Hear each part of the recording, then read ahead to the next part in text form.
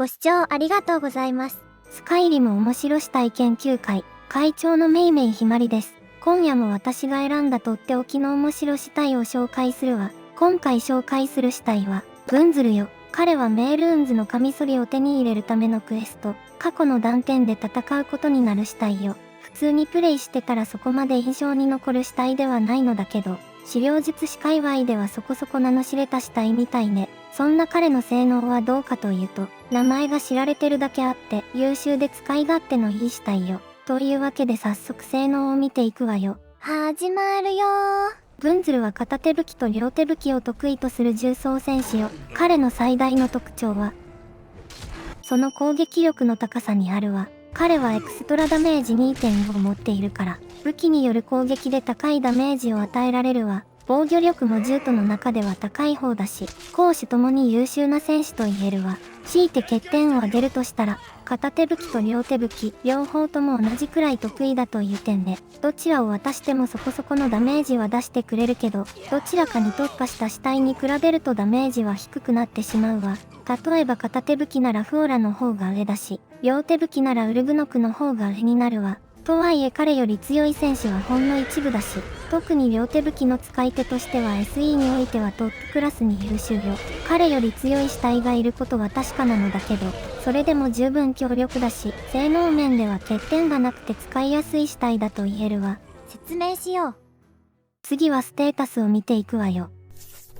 これがグンズルのステータスよ。一番重要なのはエクストラダメージ 2.5 を持ってることね。これは片手武器のダメージを 2.5 倍に、両手武器のダメージを 1.75 倍にする NPC 専用のパークよ。片手武器の方が倍率は高いけど、元の攻撃力が高い分結局両手武器の方がダメージは高くなるわ。安定を重視するなら片手武器と盾、ダメージを重視するなら両手武器と使い分けるといいわ。実は一番ダメージ効率がいいのはフォースウォーンの剣などを持たせて二刀流させることなのだけど、両手武器に適性がある死体の方が少ないから、個性を生かすためにも両手武器を持たせるのが個人的にはおすすめよ。両手武器で移動せずにパワーアタックした場合のダメージを上げる大打撃を持ってるから、パーク面では両手武器の方が有利になるわ。どちらも剣等の強化するパークを持ってるから、持たせる武器はメイスやセンツ以外にした方がいいわ。全身重装備で重装の適性があるから防御力は高い方なのだけど、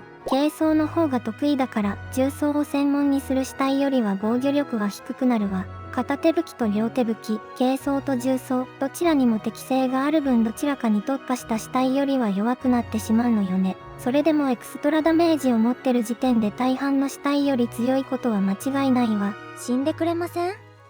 それじゃあ入手方法を説明するわ。ファルクリース西のクラックスタスクキープに入ると、少し奥にグンズルがいるから、倒せば死体が手に入るわ。彼は本来、レベル20になってからドーンスターの博物館を訪れると始まるクエスト、過去の断点で戦うことになる死体なのだけど、ゲーム開始時点からここにいるから、会おうと思えばいつでも会えるわ。彼の中身は、要は山賊長なのだけど、普通の山賊長はプレイヤーのレベル29以上で最高ランクになるわ。ところが彼の場合は、プレイヤーのレベル20以上でクラックスタスクキープに入れば、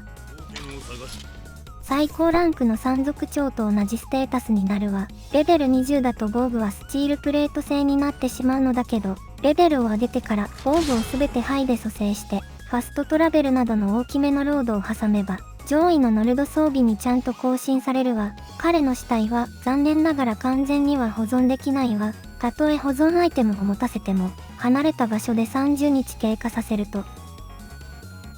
この通り消えてしまうわ。ただクラックスタスクキープに行くと、